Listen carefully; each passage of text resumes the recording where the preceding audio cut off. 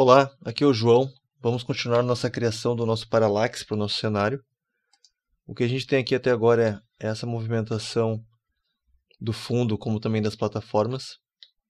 O que vai acontecer se a gente for dar uma olhada ali em cima, no nosso cenário, ali na nossa cena, é que logo em seguida esses materiais, né, esses pedaços do cenário vão sair da câmera e eles não vão reaparecer. Daí a gente vai acabar tendo o quê? Ele vai acabar tendo um fundo azul, como está aqui atualmente no nosso game.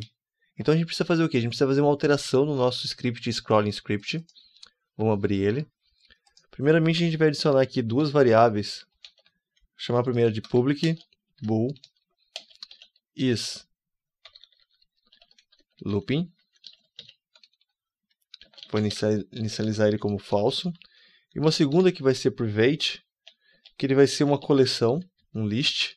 O list a gente precisa primeiro importar um novo namespace aqui, que ele está dentro de using system.collections.generic, que é um list de transform, em que ele vai guardar para a gente quais são os transforms que a gente quer movimentar, background part.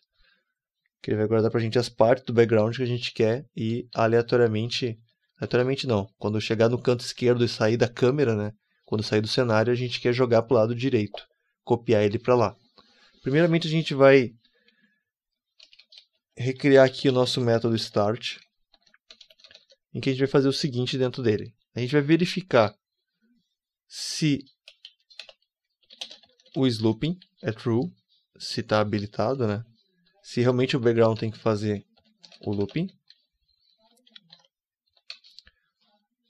A gente vai inicializar o nosso background part, uma nova lista dele. E a gente vai pegar os filhos, né, desse transform que vai estar com esse script. No caso, aqui na Unity, quem está com o script é o zero background. A gente vai coletar agora todos os filhos dele, né? Ou seja, no caso do background, esses três. No caso do middle ground, essas três plataformas. Então aqui a gente vai fazer um for em todos os transforms, transform.childCount, quantidade de filhos que tiver o nosso transform.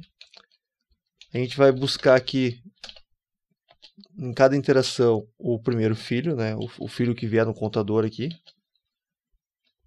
Transform getChild. A gente vai buscar o filho da primeira posição. Se a gente conseguir pegar esse cara aqui, a gente vai verificar que o child, se ele tem ou não tem a propriedade render. Porque se ele não tiver render, a gente não precisa se preocupar em recolocar ele no cenário. A gente precisa se tiver um render.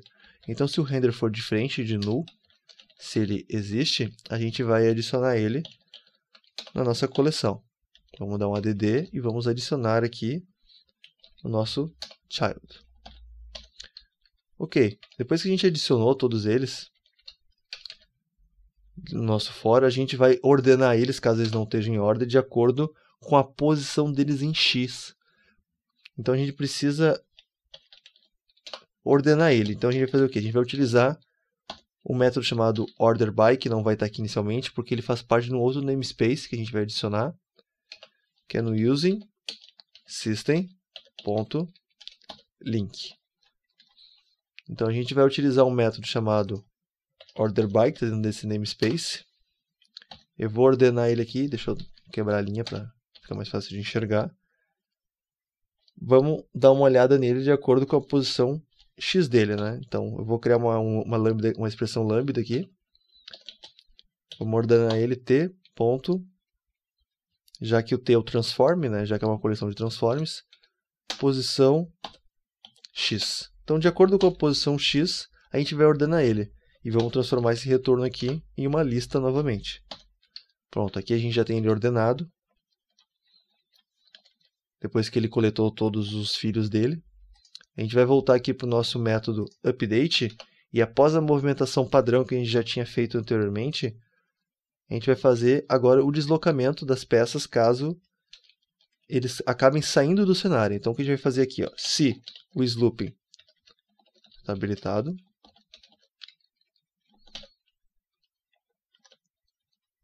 A gente vai pegar aqui de cara o primeiro filho dessa coleção, transform, vou chamar de first child.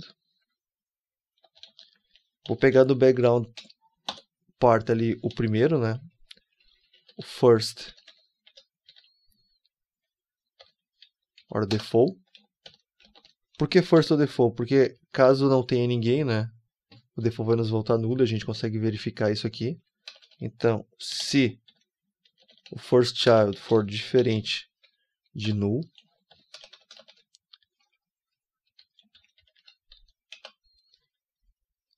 a gente vai começar a trabalhar com ele agora. Se o first child, a posição dele em x for menor do que a câmera a principal, né, cameraman transform.position x, significa que agora a gente precisa retirar ele, né, de onde ele está e recolocar ele no final dessa coleção para ele reaparecer lá no final. Então, se ele é menor, a gente vai verificar aqui agora se o render dele não é visível. A gente vai ver se o render do nosso child não é visível pela câmera. Então vamos negar aqui, vou botar uma exclamação. Se ele não for visível, a gente vai fazer essa troca. Como é que a gente sabe onde colocar ele? Então a gente faz o que? A gente busca o último filho da coleção. Vamos buscar aqui agora transform last child. Vou buscar no nosso background party o last or default. Obviamente, se a gente entrou aqui dentro e existe um first, significa que existe um last. Pode ser até o mesmo caso seja 1.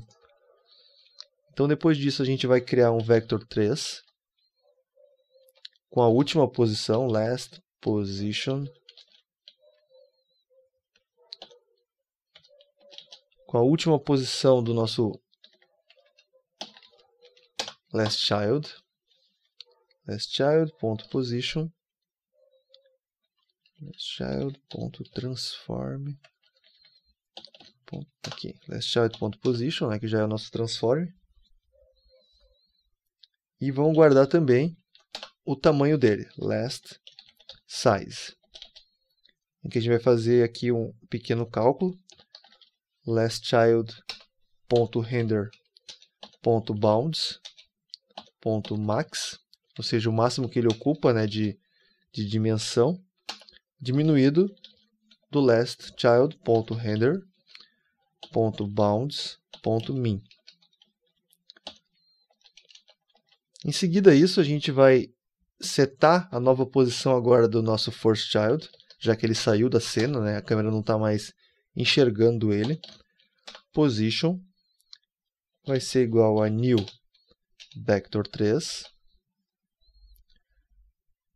que vai começar com a posição do último, né, do last position, em x, ou seja, o x vai ser o canto esquerdo, né, da nossa imagem, só que a gente vai somar aqui mais o last size, né, o quanto que ele tem de tamanho dentro da tela ainda, para a gente poder jogar ele exatamente ao final, tá, do nosso próximo asset, né, que vai estar desenhando ali no nosso background. Agora em x a gente vai fazer, vamos pegar exatamente a posição que já estava, né, o first, child.position.y, e mesma coisa para o x, desculpa, para o z.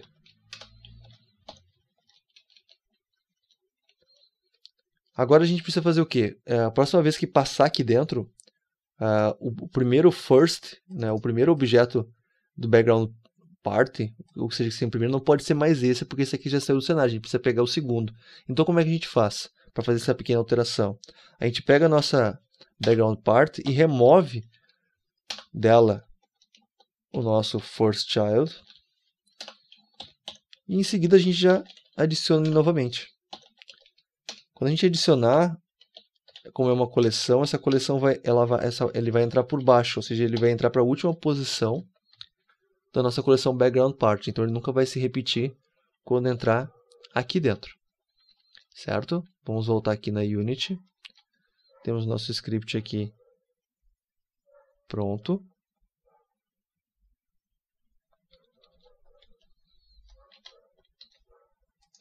Setado ele no nosso zero background e no nosso middle ground. Se a gente der um play, a gente vai ver que tudo continua exatamente igual, certo? Nada mudou. O que a gente precisa fazer é habilitar o slooping nos dois scripts. Vamos dar um play e vamos ver o que acontece.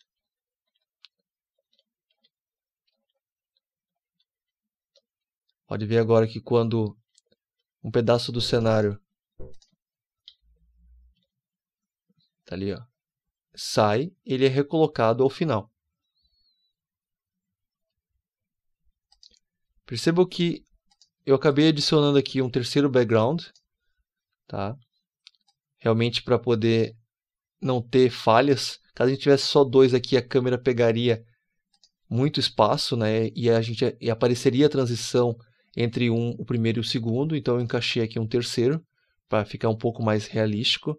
Como é que eu faço o encaixe aqui? Uma pequena dica. Selecionando a imagem, segura a tecla V, que a gente vai ter o vértice selecionado.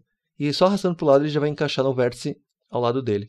Sem precisar ficar encaixando manualmente. Bom, pessoal, a gente volta no próximo tutorial.